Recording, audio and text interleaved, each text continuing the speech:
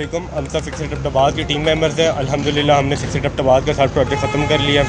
काफ़ी लोगों ने कोऑपरेट भी किया है, काफ़ी लोगों ने डोनेट भी किया है। सबका डोनर्स का शुक्रिया, तमाम टीम मेंबर्स का शुक्रिया, अब्बताबाद पुलिस का ख़ास तौर पे शुक्रिया, उन्होंने हमारा बहुत ज़्यादा साथ दिया।